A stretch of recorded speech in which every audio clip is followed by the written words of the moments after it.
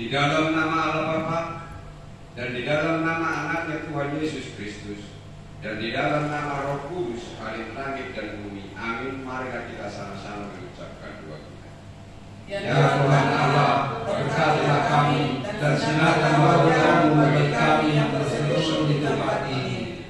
Amin. Kita angkat pujian bagi Tuhan dari BN nomor 65 ayat 1 sampai 3. Yeah.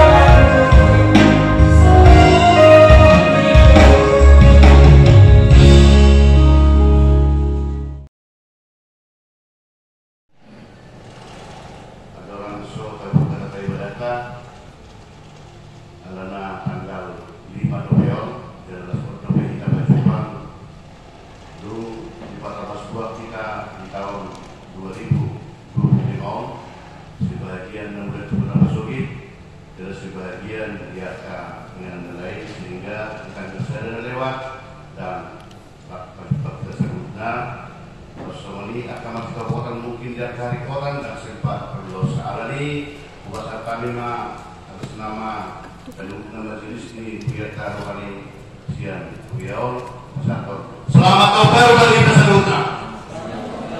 Minggu 5 Januari 2025 nomor 002-PJ-HKIB-P-1-2025 tema ibadahta sedarion debata do kaluahon paksona Tuhan yang membebaskan umatnya. Yang pertama, jadwal ibadah kategorial, latihan kor, vokal di gereja, evangelisasi atau pertanian sudah tertera jadwalnya amanah. Yang kedua, statistik kehadiran jemaat di minggu yang lewat tetap sudah disediakan. Yang ketiga, titik atau pengumuman yang pertama ibadah minggu.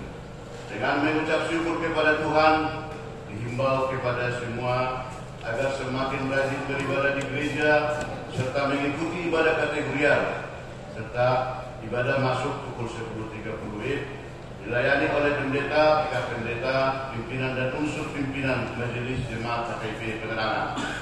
Yang kedua, sarana dan prasarana pelayanan HKIB Penerangan. Pimpinan majelis jemaat HKIB Penerangan menyampaikan terima kasih banyak terhadap seluruh jemaat dan simpatisan yang bisa tetap hadir beribadah dan yang dapat berbagi dan bersyukur melalui persembahan bulanan dan ucapan syukur atau janji iman. Doa kita, Tuhan semakin memberkati kita semua dengan seluruh yang kita kerjakan sesuai dengan kehendak Tuhan.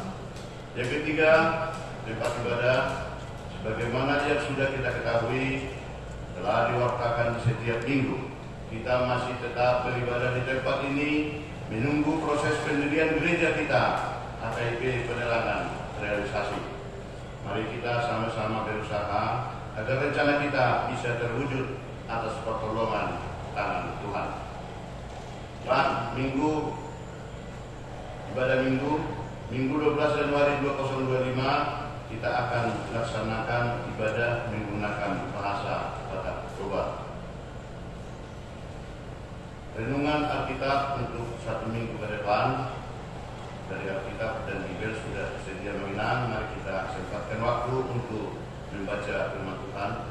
Yang kelima, lapangan keuangan diangkat dari Mazmur 65 ayat 2. Bagimulah puji-pujian di Sion, ya Allah, dan kepadamulah orang membayar najar. Persembahan pertama triwulan ketiga serta persembahan ibadah minggu 31 bulan 12 2024 atau malam, persembahan ibadah 1 bulan 1 2025 sudah disediakan. Ucapan syukur dari keluarga Amang B. Manurung, Inal 2 RT Lurus mengucap syukur kepada Tuhan karena Kristiana Guru Manurung selamat dan sehat berangkat dari Pontianak hingga tiba di Jambi. Semoga segala harapan keluarga diberkati oleh Tuhan. Pengeluaran bersama dengan rekapitulasi sudah terserah. Mungkin ada atas kita teliti kalau ada yang kurang nominal atau salah jumlah, kami mohon maaf. Tolong dikoordinasikan repositori agar kita tetap bisa berbaiki. Begitu juga usaha kuliah dan kas pembangunan. Demikian pilihan jam 00 yang sudah masuk ke gereja sudah ada di 4 orang. Mungkin ada yang melaksanakan ibadah dan disampaikan ke gereja langsung diserahkan ke dinas bendahara. Ada yang tidak tertulis di sana, kita diundang oleh PRT kita, yaitu acara rahasia Quran dan akikah anak dari PRT Harras Jainjen. Undangannya dibuatkan terhadap keluarga majelis gereja HKIP Penerangan. Nanti setelah selesai ibadah bisa kita ke sana sebentar atas nama HKIP Penerangan Jambi. Bisa langsung dari sini dekat, memotong dan jalannya bagus. Yang kemudian tadi sebelum ibadah kita menerima persembahan ucapan syukur dari keluarga termasuk juga Jangan Pulau Merita atas pertolongan Tuhan keluarga pulang ke kampung dengan situasi sehat-sehat dan sampai di Jambi kembali Tuhan menyertai dan tetap sehat-sehat. Harapan kita untuk ke depan tetap atas berkat Tuhan. Yang kemudian tadi kita terima dari keluarga Amang Bimanurung 62 terus anak kita Lucy mau pulang ke Pontianak untuk besok hari. Kita bawa dalam doa agar Tuhan tetap menyertai selamat sampai di tujuan dan keluarga yang akan ditemui di sana tetap dalam sukacita. Segala sesuatunya kita panjatkan kepada Tuhan dan melalui Roma ayat 6 ayat 12. Sebab itu hendaklah dosa jangan berkuasa lagi di dalam tubuhmu yang fana, supaya kamu jangan lebih menuruti keinginan. Akhirnya atas nama pimpinan besok, pimpinan majelis jemaat HKIP Penerangan menyampaikan selamat mengikuti ibadah dan memanfaatkannya, serta selamat ulang tahun bagi yang merayakannya 1 minggu yang lewat. Doa dan harapan kita, Tuhan semakin memberkati kita seluruhnya. Shalom. Doa akan dibawakan masuk doa ketiga.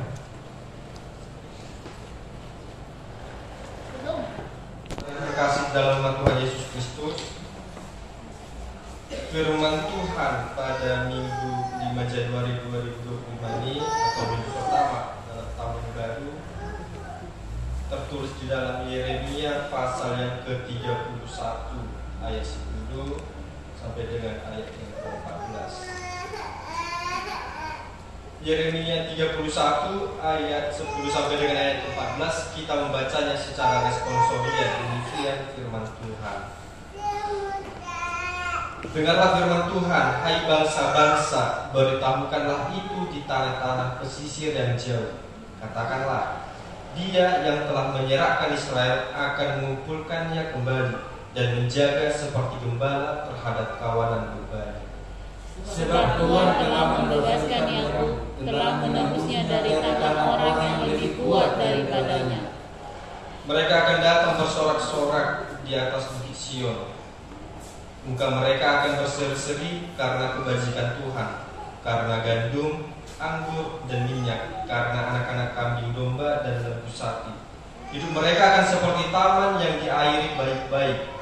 Mereka tidak akan kembali lagi merana. Pada waktu itu anak-anak darah akan bersukaria menari beramai-ramai, orang-orang muda dan orang-orang tua akan bergembira. Aku akan mengubah perkabungan mereka menjadi kegirangan, akan menghibur mereka dan menyerahkan mereka sesudah kedukaan mereka.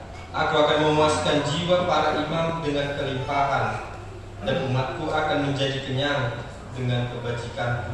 Demikian firman Tuhan. Kita bernyanyi.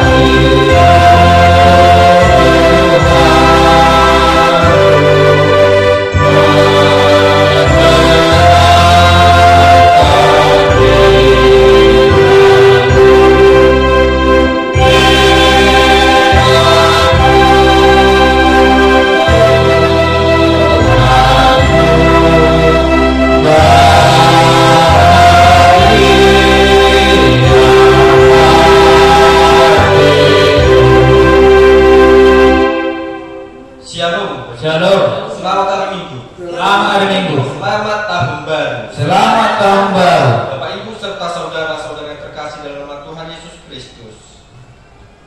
tema pada minggu pada Sabtu ini yaitu dikatakan Tuhan yang membebaskan umatnya. Tuhan yang membebaskan umatnya. Kita dikasih oleh Tuhan Yesus Kristus. Di dalam menjalani tahun 2025, tentunya kita semua tanpa terkecuali mempunyai yang namanya harapan, impian, bahkan doa-doa yang akan kita jalani untuk di hari yang akan mendatang. Di tahun 2025 ini mungkin sekali harapan kita supaya Tuhan menyertai kita agar kita diberi kekuatan di dalam menjalani hidup yang akan mendatang, jalani supaya kita memiliki kekuatan baik di setiap masalah yang boleh akan datang, baik di setiap ujian yang boleh akan datang di hari yang selanjutnya, dan kita dibuatkan senantiasa di dalam mempercayai Tuhan Yesus Kristus.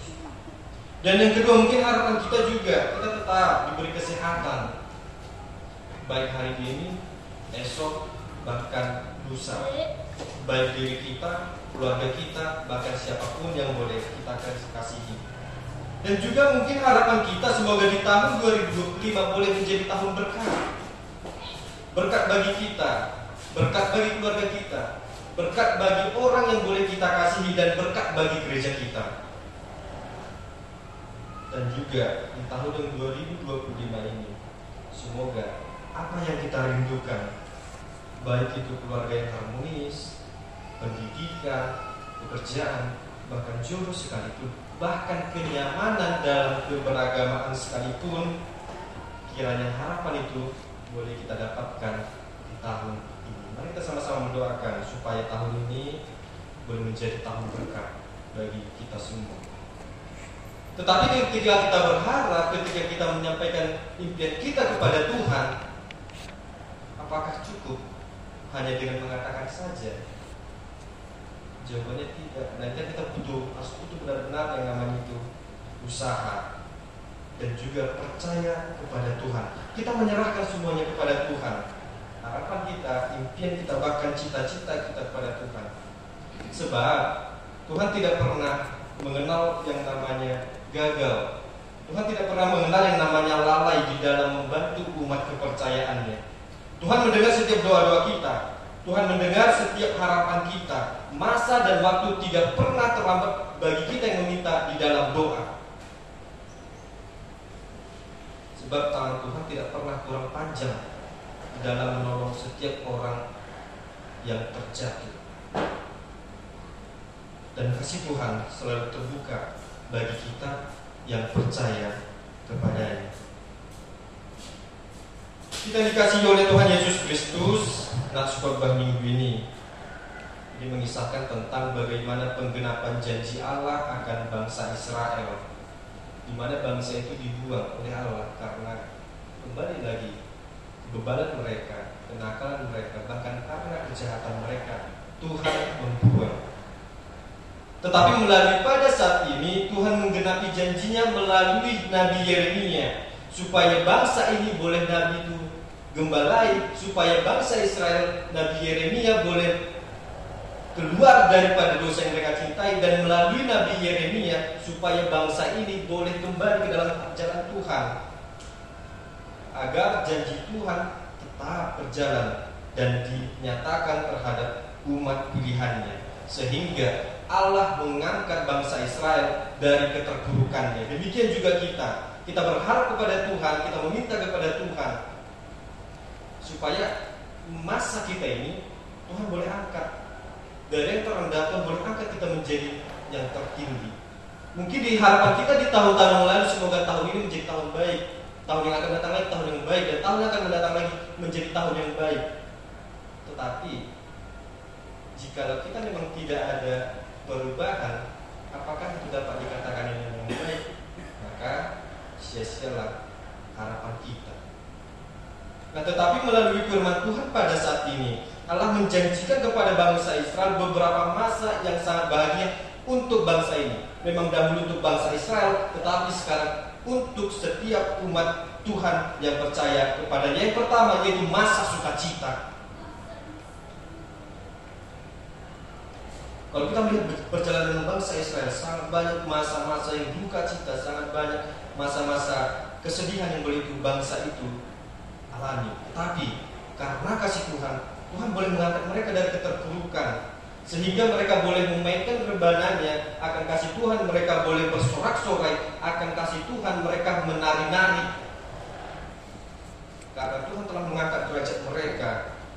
Dan yang kedua, masa yang sering kita lewati, masa yang akan kita lewati, yaitu masa damai sejahtera. Bohong namanya jikalau satupun manusia tidak menginginkan yang namanya sejahtera dalam hidupnya. Belum ada saya mendengar satupun orang yang menginginkan kesengsaraan dalam hidupnya. Masih belum saya mendengarkan. Nah, artinya di situ setiap orang, sangat banyak orang menginginkan damai itu tetap ada di dalam hatinya, damai itu ada di dalam keluarganya, damai itu berada di dalam pekerjaannya, bahkan dimanapun dia berada. Kita menginginkan yang namanya kedamaian.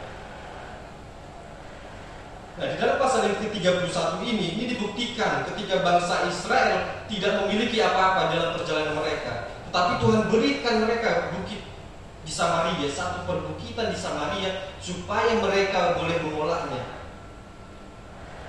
Di tanah di perbukitan boleh kita kenal sangat banyak itu yang namanya berbatuan. Tetapi ketika Tuhan boleh memberkati bangsa ini, tanah itu menjadikan tanah yang sangat subur, bahkan juga pada saat ini, sehingga bangsa Israel menanam tanaman dan membuat kebun anggur, karena pada masa itu anggur sangat mahal harganya, sehingga cukup dalam membutuhi kehidupan mereka. Bahkan di perbukitan tersebut pun mereka memelihara kambing domba dan lembu dan sapi dan ternak lainnya, supaya ketika mereka mengembalakannya, mereka mendapatkan hasil yang baik daripada Tuhan. Nah, itulah janji Tuhan, memberikan kesejahteraan dalam hidup mereka. Juga dengan kita, kesejahteraan itu sudah ada pada kita sebenarnya. Ketika kita meyakini Tuhan Yesus dalam hidup kita, kita sudah damai dalam keberagamaan. Ketika kita menjadikan fondasi hidup kita adalah Tuhan Yesus, maka yakinlah damai sejahtera itu pasti ada dalam kita. Tetapi yang menjadi permasalahan sangat banyak dan mungkin sedikit saja orang tidak mengetahui bagaimana caranya meletakkan fondasi itu di dalam Tuhan Yesus Kristus.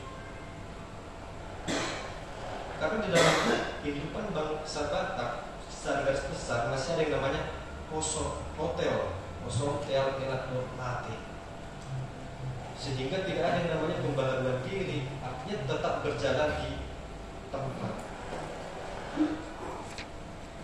Nah, oleh karena itu mari kita jadikan Tuhan Yesus sebagai fondasi dalam hidup kita. Dan yang ketiga, ada itu namanya masa perdamaian dan masa bersatunya umat Tuhan. Tadi saya katakan bangsa Israel dihukum oleh Allah sehingga Tuhan memecah belah bangsa Israel menjadi dua bangsa, yaitu kerajaan utara dan kerajaan Israel. Namun karena janji Tuhan mewujudkannya dengan waktu beribadah. Tuhan mengumpulkan kerajaan utara dan kerajaan selatan di Sion dan sama-sama mereka beribadah. Kerajaan utara dan kerajaan selatan bersatu di dalam kasih Tuhan. Dan Tuhan mewujudkan perdamaian mereka dan menyatukan kembali umat Allah yang boleh berserak-serak, yang tidak tahu di mana tempatnya.